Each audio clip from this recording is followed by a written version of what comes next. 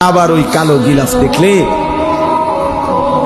মদিনার ওই সবুজ গম্বুজ দেখলে কলিজা ঠান্ডা হয়ে যাবে, চোখ সুখ পাবে, চোখের তৃপ্তি হবে, দেখার মজা মিলবে। আল্লাহ কোরআনে বলছে লিয়াশহাদু মানাফিআ লাহুম। আল্লাহকে যদি জিজ্ঞেস করে বান্দা কেন আমি হজে যাব, আল্লাহ বলে আয়েশা দেখো, লিয়াশহাদু, সে যেন আয়েশা দেখে। আইসো বান্দা, আসো না আমার ঘরে, আসো, আমি দেখাবো কুদরতের কি পরিমাণ নিদর্শন।